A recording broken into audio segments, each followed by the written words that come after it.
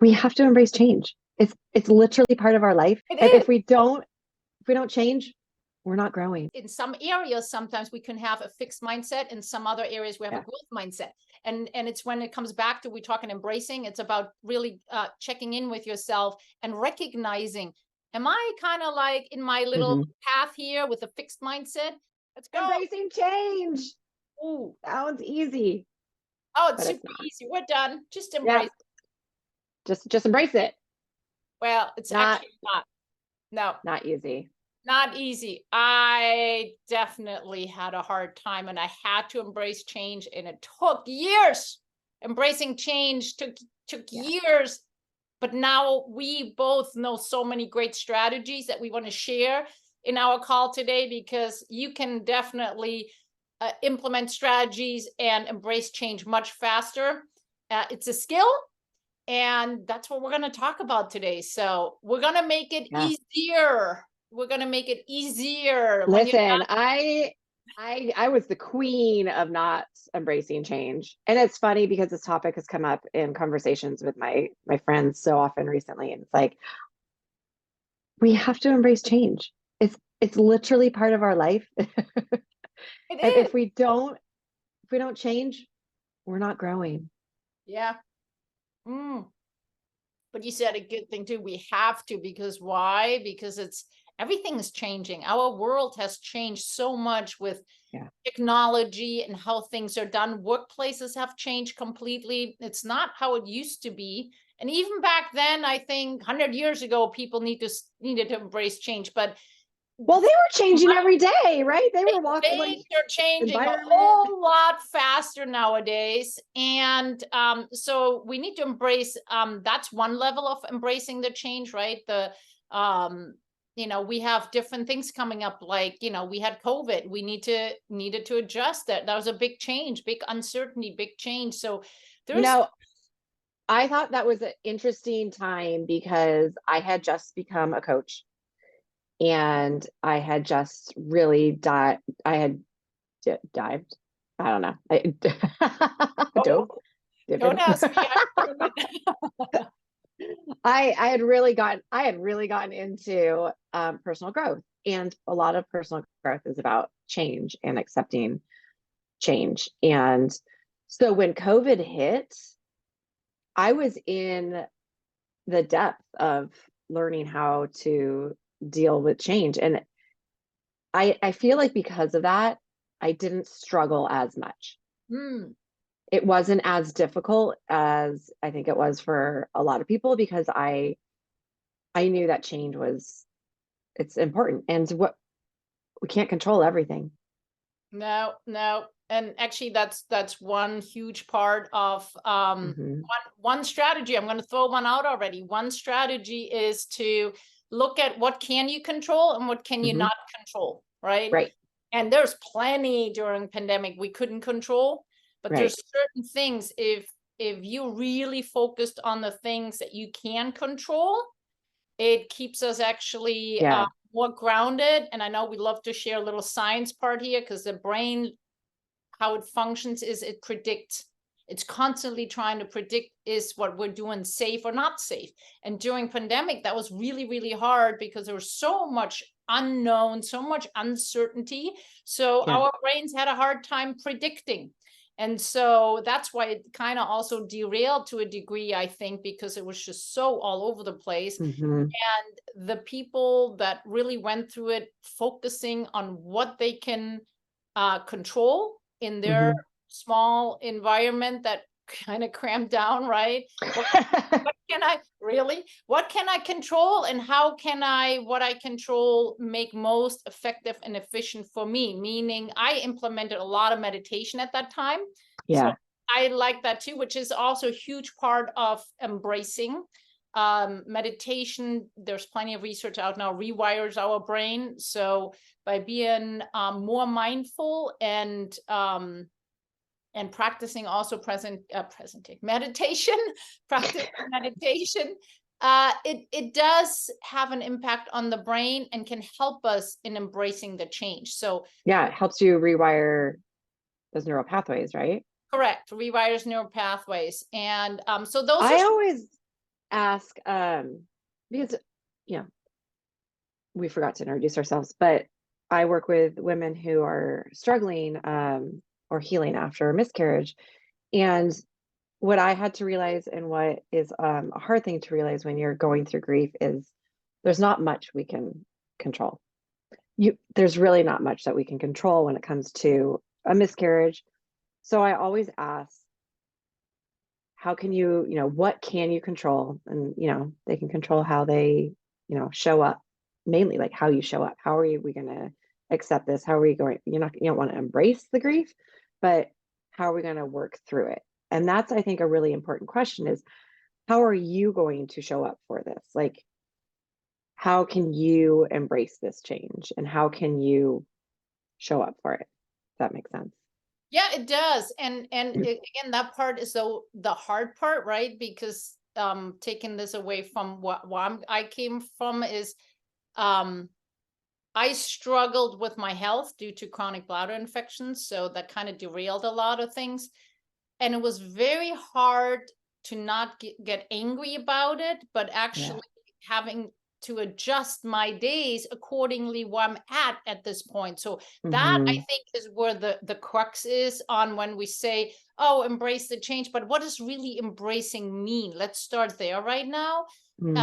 And really what I think it is stopping and really with meditation, with mindfulness, with gratitude, I think is a huge one.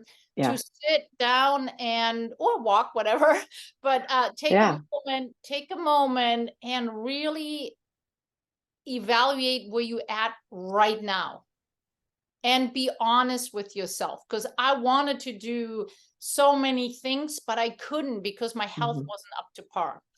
And because then I had all these, it felt like there's a difference between the brain, what it wants to do, and the body wasn't quite up to par. And it was totally out of alignment. And I know that's a lot of clients I work with, they struggle with some health issues. And it's just, there's an imbalance between what the mind wants to do and all these grandiose ideas, but the body really can't do it. And it wasn't until I really worked really hard identifying what is it how do I feel? Like I would get angry and I'm like, okay, I got to stop being angry because angry doesn't help me. Being angry at my situation doesn't move me forward. So how can I get and get over or reframe anger? What kind of thinking, what kind of beliefs, what thoughts do I have in my head? And then I started reframing them. And, when it comes up, I would go, stop. Okay. There's no point in angry. Today, feel like this. I use also a scale to rate myself, how my energy is. And like, you know what? Out of a scale 1 to 5, when my energy is 2, it's okay. You know what? You can do with energy 2. You can only do this.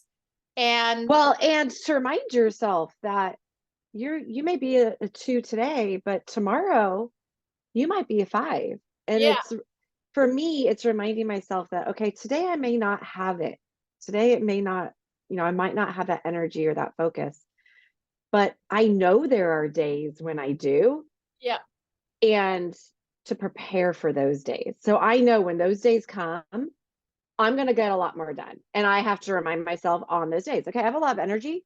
I'm super focused today. I'm going to get a lot of stuff done, and I'm going to get it done because I know I'm not going to feel like this all the time. Just like I need to remind myself that when I don't feel energetic, I'm not going to feel like this all the time. It's temporary.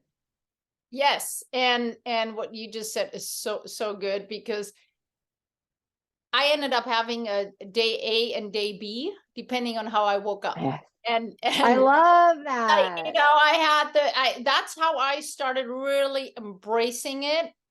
That day A was, if I'm waking up, I'm a energy 4 or 5. I'm good. And I could do the day how I would love to do the day. And of course, we all would love to have the days like that every day, but it's not happening. Let's face it. Most of us can't run on full high level all the time. Now we can learn with other strategies. That's what we do in our coaching to get to a higher performing level. But I had then plan B. That was my day, my schedule. if I did not have the full energy, and it definitely had an extra break in there, and it definitely had an Mhm. extra, either meditation, or I know journaling we talked about a lot, Yeah, I was gonna mention really that. balancing the day very differently on my, I called them the B days, Yeah. the backup plan. And that helped me, though, slowly learn to really change my mindset, and Mhm. not be angry, but just being realistic. This is how I feel today, checking in with myself, and it's okay, and not beating myself up, and actually understanding, you know what, I'm grateful that I can do these things that Mhm. are on my B day. And Yeah. at the end of the day, I still celebrated and said, okay, I got my B day done. Yeah. And it's so important to really acknowledge yourself, what you got done, particularly when there is a change that is very difficult. The little small steps matter. So oftentimes breaking it down really in small steps, that's what I ended up doing, right? Instead of having huge project, I broke it down. If I get at least a little bit done, celebrate myself for that. Mhm. And that's what really starts the momentum more in a positive way. Um, and helps us to embrace change, um let's say little easier. Yeah. I want to go back to the gratitude because I've talked about I used to have I was very dedicated to my gratitude practice, and I believe that that helped me embrace change a lot easier. And I'm sure there had something to do with neurochemistry there. I'm sure there was something, but it really helped me when things were difficult. Having the gratitude practice helped me embrace anything that was different, anything that was changing, because I could see the things a little more positively. I'm not saying that everything was perfect. I'm not saying, it's all rainbow and sunshine, but I have not been doing my gratitude as much, and I can see a difference. Oh yeah. And I keep telling myself I need to get back on it. And I think it'll help when new things pop up or when my energy is drained. I really think gratitude is a huge game changer for embracing new things in life. Absolutely, absolutely. And I think that is a good foundation for shifting the mindset, because Mhm. It's oftentimes, good to have in times like you want to start it before things yeah, are bad, right? Like exactly. it's a practice. So we're practicing, right? It's still a practice. We want to do it and have it in our what's the word I'm looking for? Habit. Routine, and Yeah, it's a habit that we're really a doing. daily routine.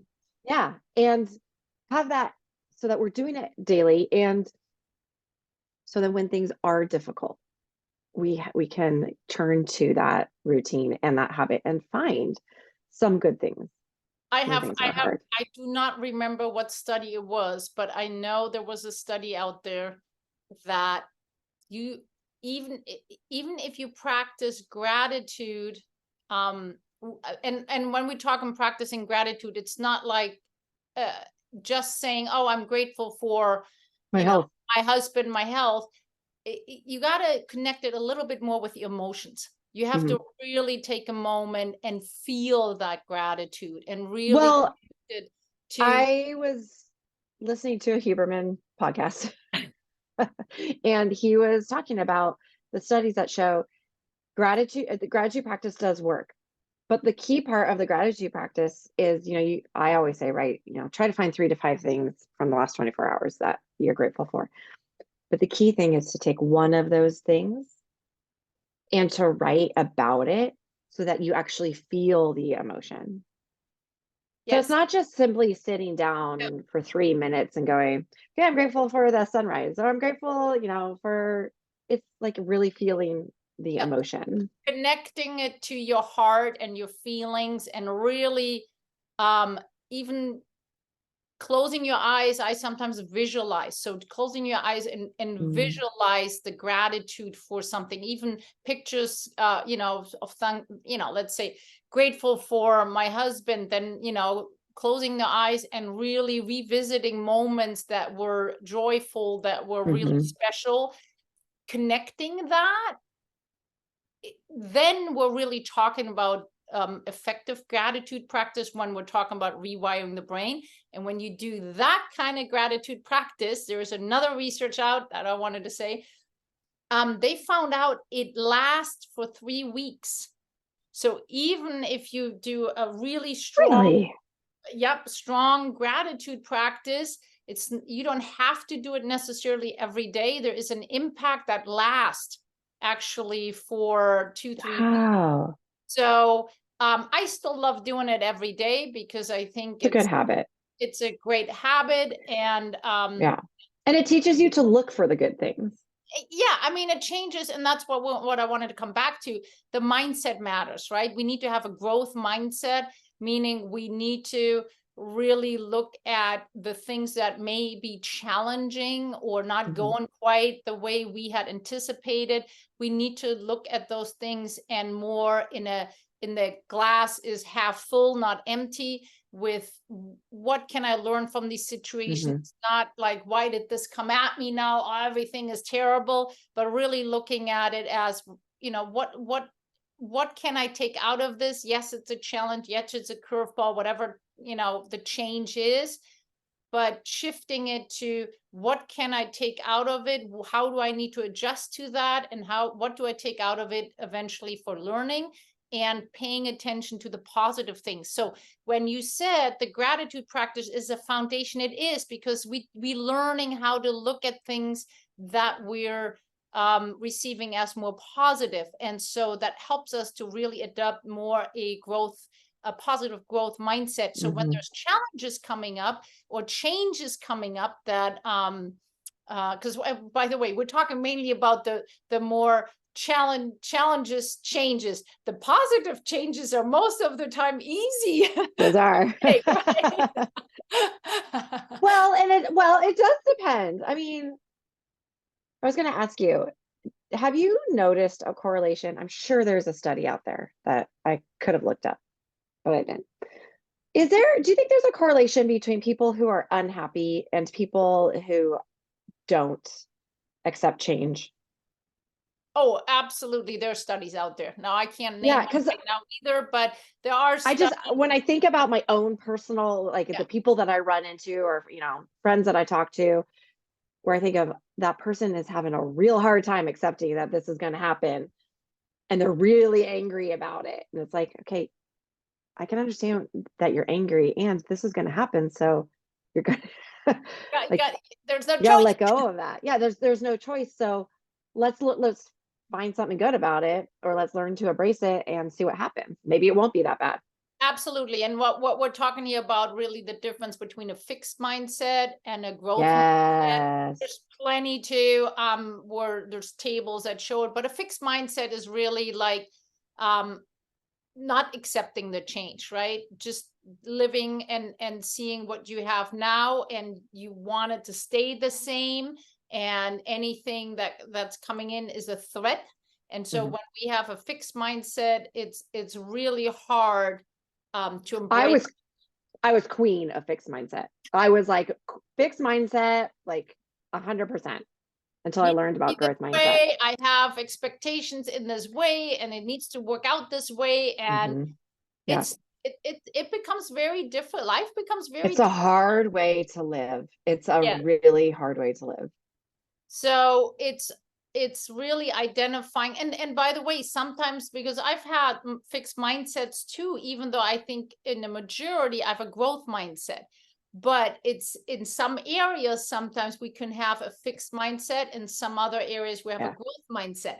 And it's when it comes back to, we talk and embracing, it's about really checking in with yourself and recognizing, am I kind of like in my little path here with a fixed mindset? Because I definitely was in a fixed mindset when it came down to how I'm going to deal with the lack of sleep and the health challenge I had.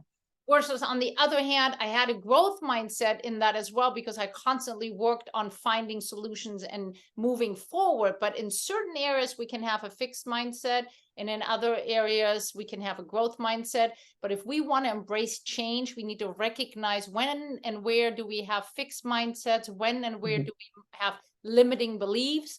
That's where coaching comes in, right? That's the coaches really help you to be able to target it.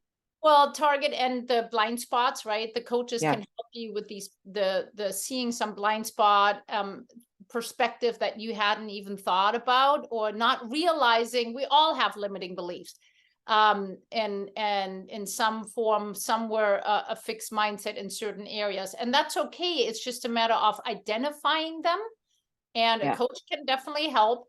And then teaching the tools to work through it. Yeah, teaching the tools to get through, which is reframing, which can be, as we talked before, journaling. It can be gratitude practice. So many different tools that we can use to reframe beliefs, to change into living with a more growth mindset.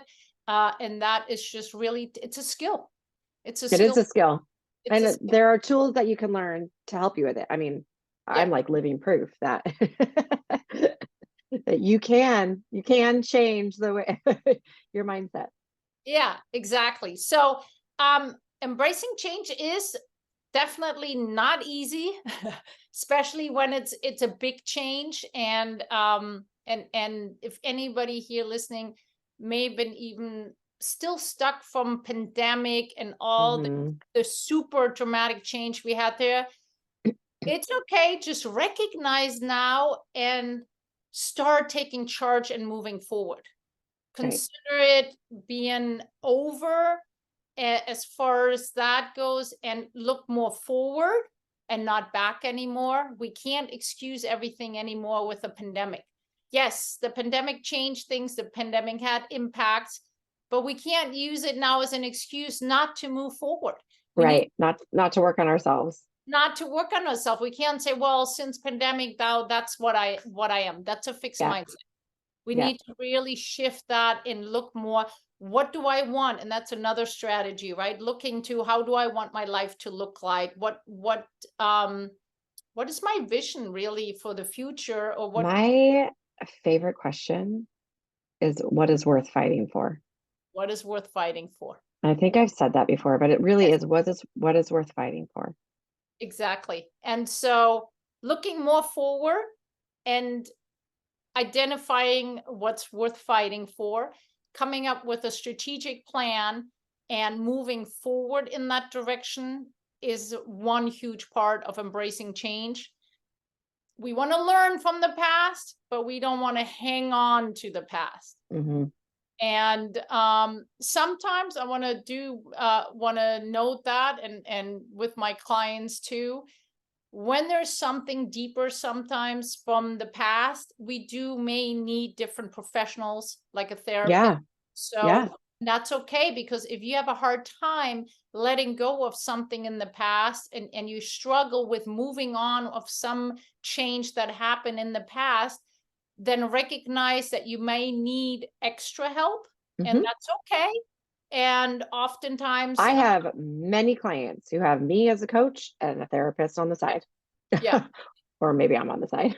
Both there. Both of us. Maybe we're just it addresses different things. So as coaches, we take you really where you at today and move you forward. That's our job, right? We're moving you, we're analyzing and assessing where you're at now, and help you strategically moving forward to your future. And and we do talk about the past because we want to learn from the past, but if there's something really sitting deep inside that needs to, sometimes it doesn't, because in coaching, it kind of, I've had it too, it kind of, the coaching already helped to let it go, the clarity that's gained, but sometimes it's not. Sometimes there is something so traumatic that we do need other help. And again, it could be a therapist, hypnotherapist. I mean, there's lots of other professionals. It depends on the person who I refer to. But understanding we gotta stop looking too constantly back and taking that as our excuse and actually moving forward if we want to embrace change. And again, embracing change does help us to live more fulfilled and happy life, because if we keep looking back, it's very hard to really keep a positive mindset moving forward. Yeah, perfect. That was a perfect way to end it. Watch some of our other episodes. We had a fantastic episode about grief and healing, because that is another traumatic event that happens, and it requires to embrace change. So if you're interested in our other conversations with Shannon and me, we had that fantastic episode.